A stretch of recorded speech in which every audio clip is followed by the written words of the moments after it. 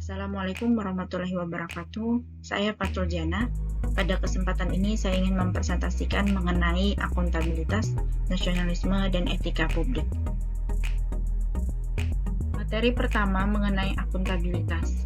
Pengertiannya adalah prinsip dasar bagi organisasi yang berlaku pada setiap level atau unit organisasi sebagai suatu kewajiban jabatan dalam memberikan pertanggungjawaban laporan kegiatan kepada atasannya. Akuntabilitas merupakan kontrak antara pemerintah dengan aparat birokrasi, serta antara pemerintah, di sini diwakili oleh pegawai negeri sipil, dengan masyarakat. Pegawai negeri sipil perlu merubah citranya menjadi pelayan masyarakat dengan mengenalkan nilai-nilai akuntabilitas untuk membentuk sikap dan perilaku yang mengedepankan kepentingan publik, yang disebut juga dengan PNS yang berakuntabel.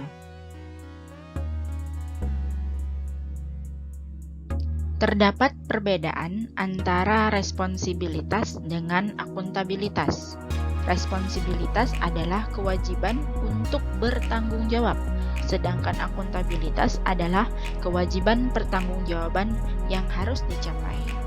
Akuntabilitas merupakan bukti capaian dari tanggung jawab yang telah diberikan.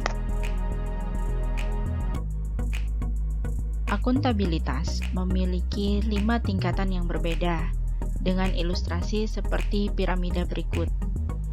Yang pertama, yang paling bawah, yaitu akuntabilitas personal, mengacu pada nilai-nilai yang ada pada diri seseorang, seperti kejujuran, integritas moral, dan juga etika.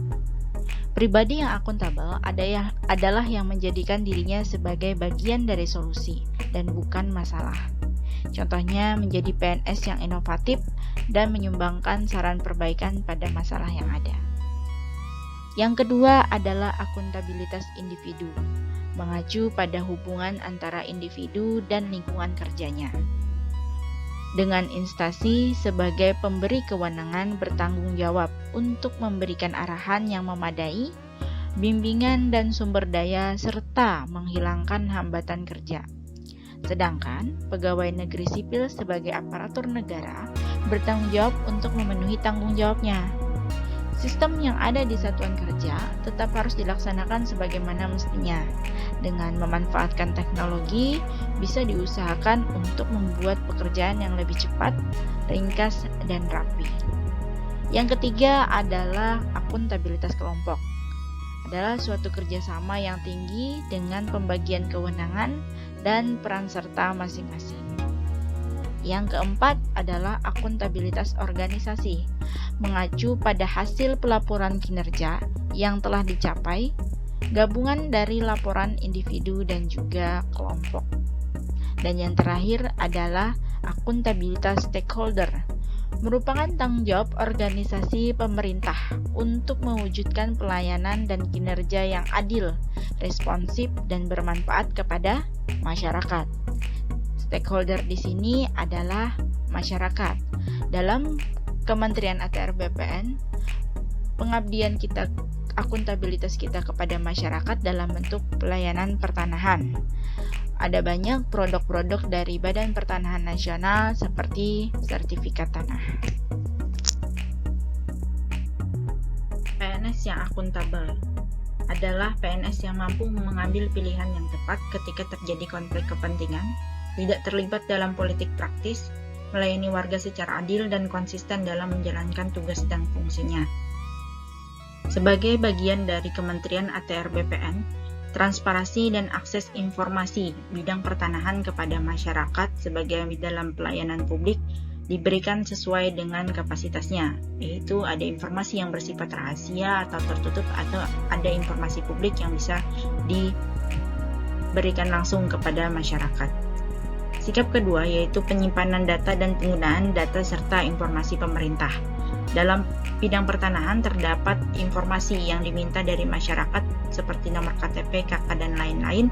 Data-data tersebut hanya disimpan dan digunakan sesuai dengan ketentuan dan keperluan pertanahan saja, tidak disalahgunakan untuk kepentingan diri sendiri ataupun orang lain. Mengenai nasionalisme. Nasionalisme diartikan sebagai pandangan tentang rasa cinta yang wajar terhadap bangsa dan negara, dan sekaligus menghormati bangsa lain. Dengan nasionalisme yang kuat, maka setiap pegawai aparatur sipil negara harus memiliki orientasi berpikir yang mementingkan kepentingan publik, bangsa, dan juga negara. Nilai-nilai nasionalisme Pancasila bagi ASN. Di sila pertama kita diajarkan mengenai nilai-nilai ketuhanan. Nilai-nilai ketuhanan ini diimplementasikan dengan cara mengembangkan etika sosial di masyarakat. Terdapat juga suatu kiasan bahwa kekuasaan ataupun jabatan yang diberikan oleh manusia itu adalah juga amanat yang diberikan oleh Tuhan, sehingga apa yang kita lakukan tidak hanya dipertanggungjawabkan kepada manusia tapi juga dipertanggungjawabkan kepada Tuhan. Untuk sila kedua, Bung Hatta memandang bahwa Pancasila memiliki konsekuensi ke dalam dan juga konsekuensi keluar. Ke dalam di sini adalah sebagai pedoman negara dalam memuliakan nilai-nilai kemanusiaan dan hak asasi manusia. Konsekuensi keluar diartikan adalah sebuah pedoman politik luar negeri, bebas aktif dalam rangka ketertiban dunia dan keadilan sosial. Kita ikut berpartisipasi dalam perdamaian dunia. Nilai-nilai nasionalisme dari sila ketiga dikutip dari almarhum Soekarno yang menyatakan bahwa apapun agama kita, warna kulit kita, apapun bahasa kita, ataupun asal turunan kita, apabila kita adalah segolongan manusia yang mempunyai kehendak untuk hidup bersama, itu adalah bangsa. Bukan hanya kehendak hidup bersama, tapi juga adanya semangat gotong royong. Negara Indonesia mampu melindungi segenap bangsa dan tumpah darah Indonesia. Selanjutnya sila keempat. Sila keempat kita belajar mengenai musyawarah. Demokrasi permusyawaratan dibangun berdasarkan akal dan kearifan.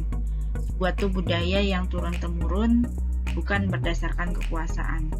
Dengan semangat para penyelenggara negara, kita dapat mewujudkan peran-peran wakil rakyat, pemerintah sebagai pelayan publik, dan para kaum terpelajar pada umumnya bisa saling menopang dan mengisi agar terciptanya warga negara dan pemerintahan yang baik secara bersamaan. Yang terakhir, nilai nasionalisme dari sila kelima. Negara merupakan organisasi masyarakat yang bertujuan menyelenggarakan keadilan. Emansipasi dan partisipasi bidang politik yang sejalan dengan emansipasi dan partisipasi bidang ekonomi adalah syaratnya, sehingga kita bisa mencapai negara kesejahteraan sosial yang dituntut. Bukanlah penghapusan hak milik pribadi, tapi juga fungsi sosial dari hak milik pribadi. Seperti yang kita ketahui, peran serta dari pegawai Kementerian ATR BPN untuk memberikan hak-hak sertifikasi tanah kepada semua masyarakat di Indonesia melalui berbagai macam program seperti PTSL, redistribusi tanah, dan lainnya. Selanjutnya yaitu etika publik. Etika publik adalah refleksi standar atau norma, perilaku, tindakan, dan juga keputusan, baik atau buruk, benar atau salah, untuk mengarahkan kebijakan publik dalam rangka menjalankan tanggung jawab pelayanan publik. Terdapat 3 dimensi etika publik. Yang pertama yaitu kualitas pelayanan publik. Etika publik menekankan pada aspek nilai dan norma, serta prinsip moral, sehingga etika publik membentuk integritas pelayanan publik. Dimensi yang kedua yaitu dimensi modalitas. Pemerintah bersih adalah syarat kemajuan suatu bangsa. Pemerintah korup menyebabkan kemiskinan, sumber diskriminasi, rentan konflik, dan penyalahgunaan kekuasaan, sehingga dimensi modalitas sangat penting membangun karakter pelayan masyarakat yang beretika. Yang ketiga yaitu dimensi tindakan integritas publik, yakni tindakan yang sesuai dengan nilai, tujuan, dan juga kewajiban untuk memecahkan dilema moral yang tercermin dalam kesederhanaan hidup. Integritas publik juga dimaksudkan kualitas dari pejabat publik yang sesuai nilai standar aturan moral dan diterima oleh masyarakat. Mengenai nilai-nilai etika publik, yang pertama yaitu nilai ideologi Pancasila, kemudian undang-undang, yang ketiga menjalankan tugas secara profesional, yang keempat membuat keputusan berdasarkan prinsip keahlian, yang kelima menciptakan lingkungan yang non-diskriminatif, yang keenam memelihara etika luhur, dan yang ketujuh mempertanggungjawabkan tindakan dan kinerjanya kepada publik. Selanjutnya yang kedelapan, memiliki kemampuan dalam melaksanakan kebijakan dan program pemerintah. 9. Memberikan layanan kepada publik secara jujur, tanggap, cepat, tepat, akurat, berdaya guna, berhasil guna, dan santun.